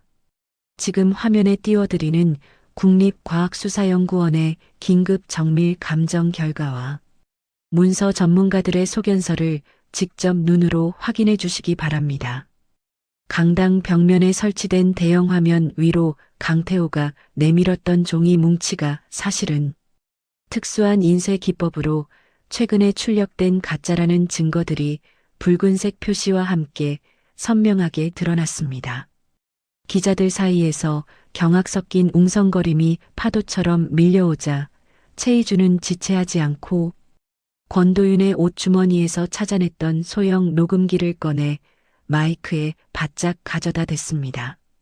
강당 안에는 구치소 내에서 브로커를 통해 의료사고 피해자들을 거액으로 매수하고 증거를 인멸하려던 신유리의 날카롭고 탐욕스러운 목소리가 가감없이 울려 퍼졌습니다. 신유리의 목소리가 담긴 녹음 파일 속에서 신유리는 아주 고압적인 투로 떠들어대고 있었습니다. 그 유족들한테 가서 전해. 돈 몇 푼 받고 평생 입 닥치고 살 건지 아니면 내 손에 죽어나갈 건지 똑똑히 고르라고 해. 최이주 그 여자는 내가 나가면 바로 끝장낼 거니까 걱정 말고. 녹음이 채 끝나기도 전에 강당 뒷문이 쾅 소리를 내며 거칠게 열렸고 지독한 술 냄새를 풍기며 눈이 뒤집힌 강태호가 기자회견장 안으로 난입해 들어왔습니다.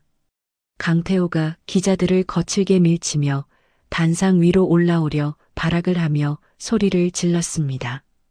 최이주, 이 영악한 년아, 저건 다 네가 돈으로 조작한 거야. 어디서 가짜 녹음기를 들고 와서 사기를 쳐. 당장 저 기계 꺼. 우리 엄마하고 나를 이 모양으로 만들고 네가 무사할 것 같아?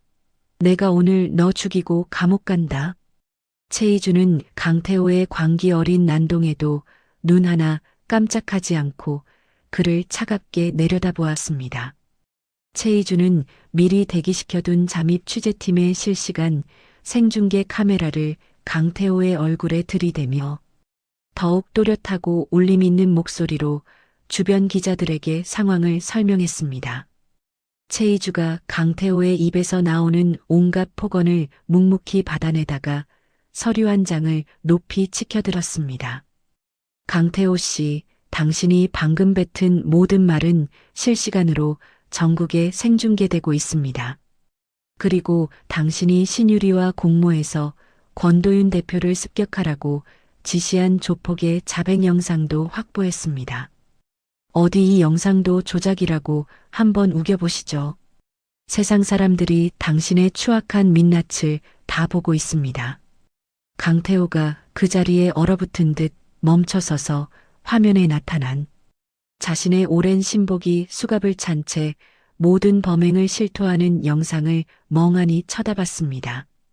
강태호가 충격에 휩싸여 말을 잇지 못할 때 강당 옆으로 설치된 휠체어 전용 통로를 통해 과거 신유리의 의료사고로 소중한 가족을 잃은 피해자가 힘겹게 등장했습니다.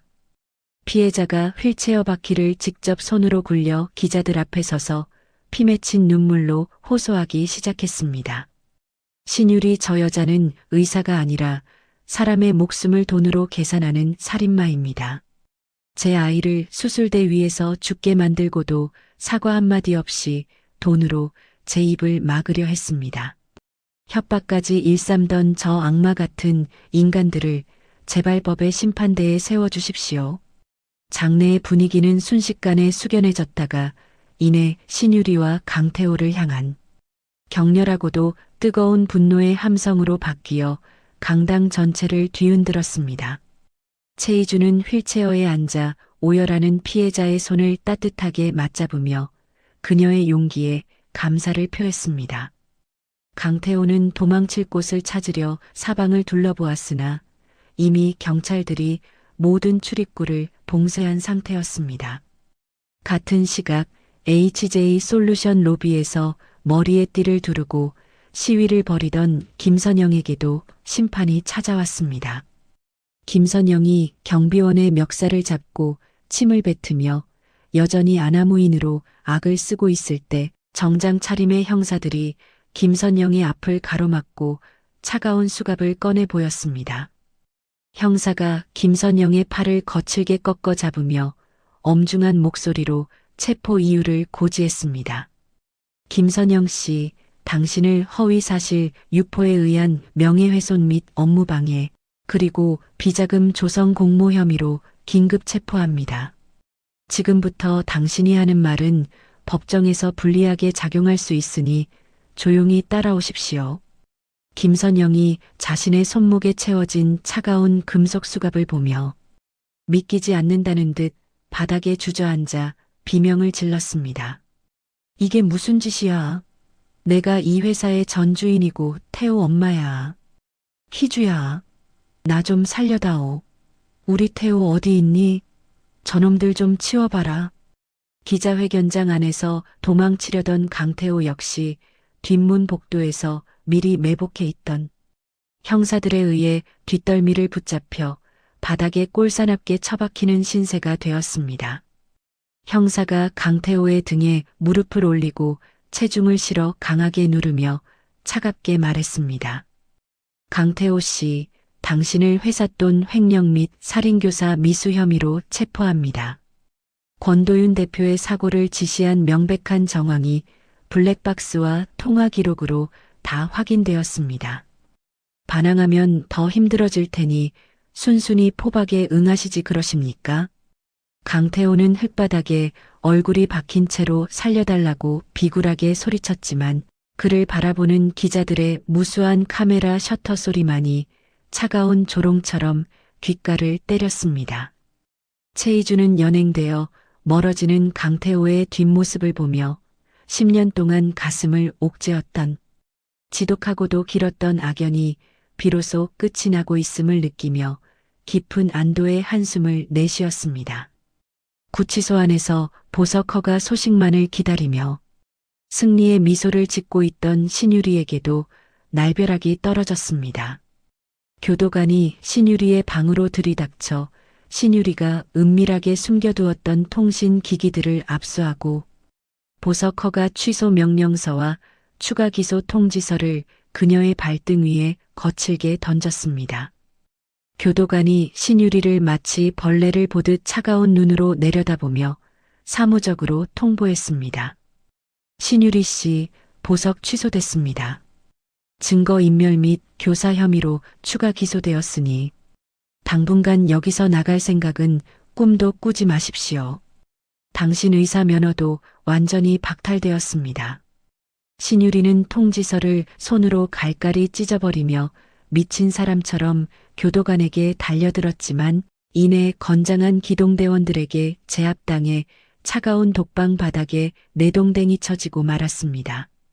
신유리는 독방 바닥을 손톱이 빠지도록 긁어대며 최희주의 이름을 저주하며 울부짖었습니다. 기자회견이 마무리될 무렵 최희주의 휴대폰으로 병원에서 기적 같은 소식이 날아왔습니다. 권도윤이 드디어 의식을 회복하여 손가락을 움직이기 시작했다는 주치의의 긴박한 연락이었습니다. 최희주는 쏟아지는 취재진의 질문을 뒤로 한 채 겉옷도 챙기지 못하고 병원으로 달려갔습니다. 병실 침대에 누워 힘겹게 눈을 뜬 권도윤의 수척해진 얼굴을 마주한 최희주는 그 자리에서 다리에 힘이 풀려 주저앉아 참아왔던 통곡을 터뜨리고 말았습니다. 권도윤이 산소호흡기 너머로 희미하게 미소를 지으며 떨리는 손을 내밀어 최희주의 눈물을 닦아주었습니다. 권도윤이 갈라진 목소리로 힘겹게 한마디 한마디를 정성스럽게 내뱉었습니다. 희주 씨, 드디어 이긴 거죠? 당신이 다치지 않고 무사해서 정말 다행입니다. 최희주는 권도윤의 마른 손을 두 손으로 소중히 감싸쥐고 자신의 얼굴에 비비며 하염없이 울었습니다. 최희주는 비로소 적들이 파놓은 잔인한 함정에서 빠져나와 자신의 가장 소중한 사람을 지켜냈다는 안도감과 승리감에 몸을 떨었습니다. 악인들이 스스로 판 무덤에 빠져 처절하게 무너지는 인과응보의 과정은 이제 단 한 톨의 오차도 없이 완벽하고도 정의롭게 마무리되고 있었습니다. 최희주는 병실 창문으로 비치는 따스한 오후 햇살을 온몸으로 받으며 다시는 그 누구에게도 자신의 소중한 사람과 삶을 빼앗기지 않겠다고 굳게 다짐했습니다.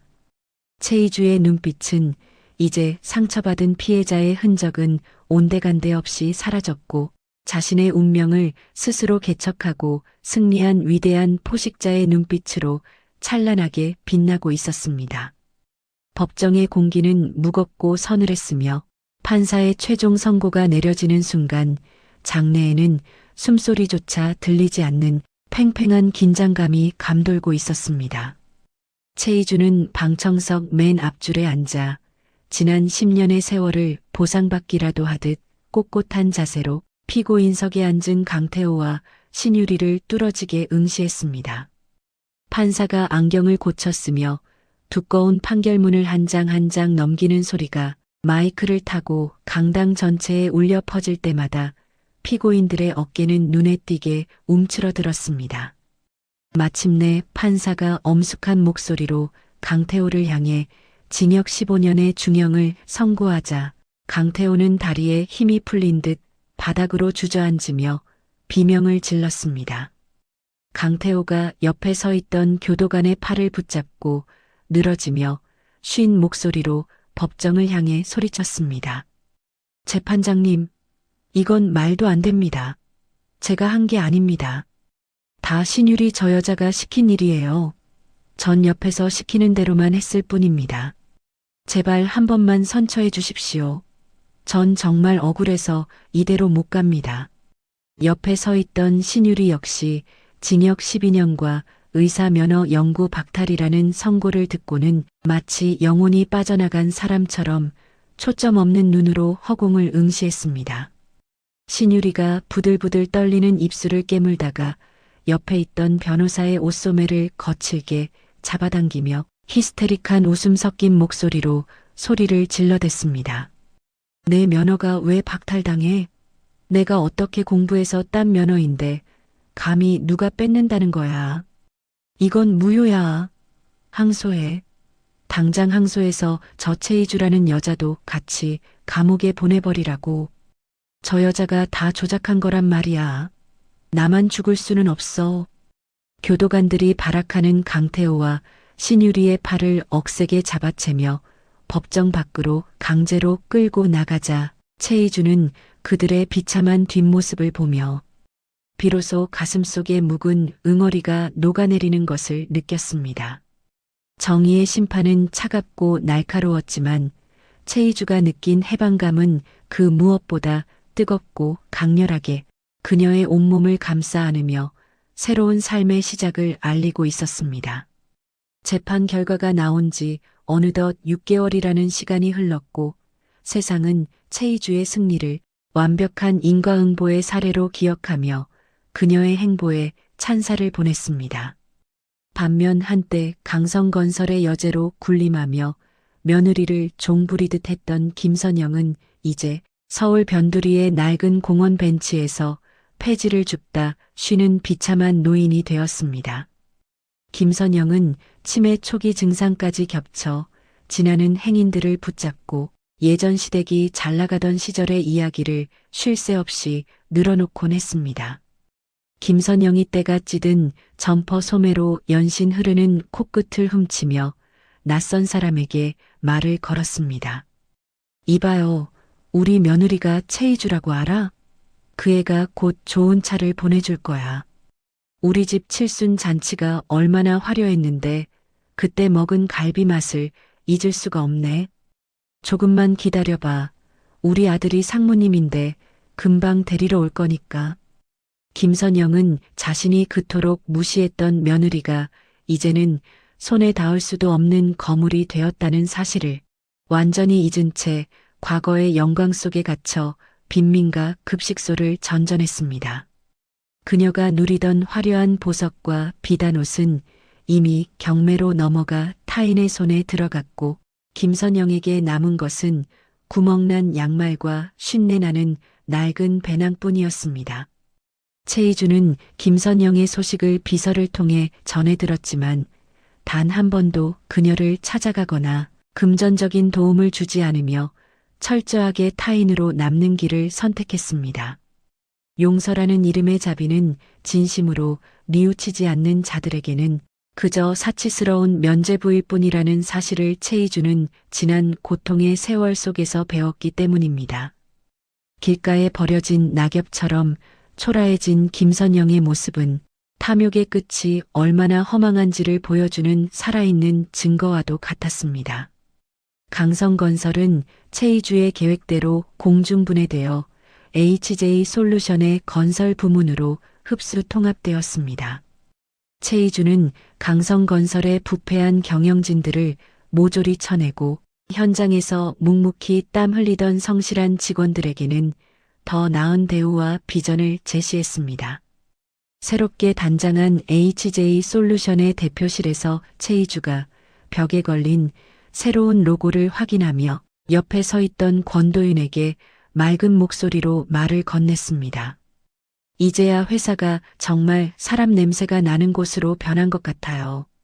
강성건설이라는 이름 뒤에 숨겨졌던 추악한 욕심들을 걷어내는 게 참 힘들었지만 보람은 있네요. 권도윤이 서류를 정리하다가 최희주를 따뜻한 눈빛으로 바라보고 부드러운 미소로 대답했습니다. 최희주 대표님이 아니었다면 이 많은 사람이 일자리를 잃고 방황했을 겁니다. 당신은 단순히 개인의 복수를 한 게 아니라 무너진 정의를 다시 세운 영웅이나 다름없어요. 최희주는 부모님의 유산이었던 땅을 지켜낸 것에 그치지 않고 그곳에 부모님의 이름을 딴 평화장학재단을 설립하여 성대한 개관식을 가졌습니다. 재단 마당에는 최희주가 정성껏 고른 나무들이 심겼고 과거 신유리에게 상처받았던 의료사고 피해자들을 위한 치유센터도 문을 열었습니다. 최희주가 재단 설립 기념사에서 마이크를 잡고 감정이 북받친 목소리로 사람들에게 말했습니다. 이곳은 단순히 돈을 나누는 곳이 아니라 상처받은 사람들이 다시 일어설 힘을 얻는 희망의 터전이 되길 바랍니다. 저 역시 한때는 모든 걸 포기하고 싶었지만 정의가 살아있다는 걸 믿었기에 여기까지 올 수 있었습니다. 권도윤은 최희주의 곁에서 묵묵히 박수를 보내며 그녀가 걸어온 험난했던 길 끝에 피어난 아름다운 결실을 누구보다 진심으로 기뻐해 주었습니다. 재단 행사가 끝난 후 최희주는 권도윤과 함께 부모님의 묘소를 다시 찾았습니다. 최희주는 정성껏 준비한 카네이션 다발을 묘비 앞에 가지런히 놓으며 참아왔던 뜨거운 눈물을 하염없이 쏟아내며 부모님께 마지막 인사를 올렸습니다.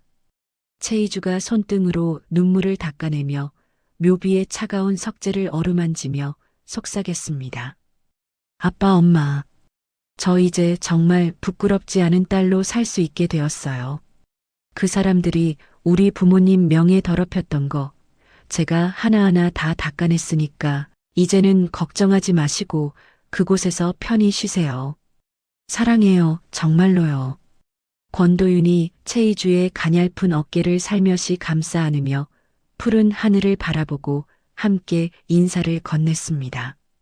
두 분 걱정 마십시오. 제가 평생 희주 씨 옆에서 가장 든든한 버팀목이 되어 지켜드리겠다고 오늘 다시 한번 약속하겠습니다. 최희주는 예전 시댁 식구들이 그토록 탐냈던 명품 시계와 보석들을 모조리 모아 자선 경매에 붙여 그 수익금을 전액사회에 환원하기로 결정했습니다. 그녀의 거실에는 더 이상 불행했던 결혼 생활의 흔적은 단 하나도 남아있지 않았고 대신 자신이 직접 고른 소박하지만 따뜻한 온기가 느껴지는 소품들이 그 자리를 채웠습니다. 최희주가 거실 소파에 앉아 창밖의 풍경을 보며 권도윤에게 문득 나직한 목소리로 물었습니다. 도윤 씨, 우리는 이제 어디로 향하게 될까요? 복수라는 큰 목표가 사라지고 나니 가끔은 이 평화가 너무 낯설게 느껴지기도 해요. 권도윤이 희주의 옆자리에 앉아 그녀의 작은 손을 꼭 맞잡으며 진심 어린 눈빛으로 대답했습니다. 우리는 이제 사랑하고 베푸는 길로 천천히 걸어갈 겁니다. 그게 당신이 가진 진짜 재능이고 제가 당신 옆에서 평생 보고 싶은 모습이니까요. 이야기의 대미는 최희주가 1년 전 그 모욕적인 칠순 잔치가 열렸던 특급 호텔의 대연회장을 다시 방문하는 장면으로 화려하게 마무리되었습니다. 최희주는 이제 하객을 맞이하는 이름 없는 며느리가 아니라 그 호텔의 최대 주주이자 가장 귀한 손님으로서 당당하게 정문을 통과했습니다. 호텔 지배인이 허리를 90도로 숙이며 최희주를 정중히 맞이하고 극진한 예우를 갖추었습니다. 지배인이 식은땀을 흘리며 최희주에게 조심스럽고 비굴한 목소리로 물었습니다. 최 대표님, 오늘 연회장 점검은 만족스러우신지요? 혹시 부족한 점이 있다면 무엇이든 말씀해 주십시오. 즉시 시정하도록 하겠습니다. 최희주가 선글라스를 천천히 벗으며 연회장 내부를 한참 동안 응시하다가 여유롭게 대답했습니다. 연회장의 공기가 아주 맑아졌네요. 1년 전 이곳에서는 사람의 탈을 쓴 악마들이 풍기는 아주 고약한 냄새가 났었거든요.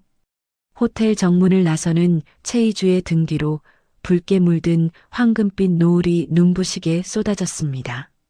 최희주는 호텔 입구에서 자신을 기다리고 있던 권도윤의 차를 발견하고 그 어느 때보다 환하고 맑은 미소를 지으며 그를 향해 가벼운 발걸음을 옮겼습니다. 두 사람이 탄 차가 복잡한 도심을 지나 탁 트인 한강변 도로를 힘차게 달릴 때 최희주는 차창을 활짝 열고 시원한 강바람을 온몸으로 맞이하며 진정한 자유를 만끽했습니다. 과거의 슬픔은 이제 한 조각의 추억이 되어 바람에 실려 멀리 날아갔고 그녀의 앞날에는 오직 자신이 직접 그려나갈 찬란하고 아름다운 미래만이 넓게 펼쳐져 있었습니다. 최희주와 권도윤이 나란히 걷는 한강변의 아름다운 뒷모습을 끝으로 상처를 딛고 일어선 한 여성의 위대한 승리와 복수극은 화려한 마침표를 찍었습니다. 인생사 세옹지마라는 말이 딱 어울리는 희주 씨의 이야기. 여러분은 어떻게 들으셨나요? 가장 믿었던 가족에게 배신당했을 때의 그 참담한 심정은 아마 겪어보지 않은 사람은 모를 겁니다. 하지만 희주 씨는 좌절하는 대신 용기를 냈고 악인들에게는 처절한 대가를, 자신에게는 화려한 성공을 선물했습니다.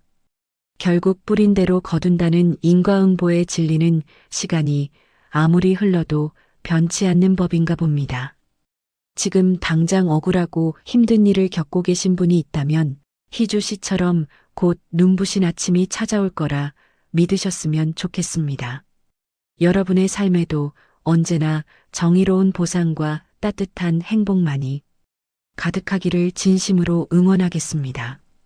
이야기를 끝까지 들어주신 분이 계시다면 잘 들었다고 댓글 하나만 남겨주세요. 지금까지 똑순이 사랑방이었습니다. 감사합니다.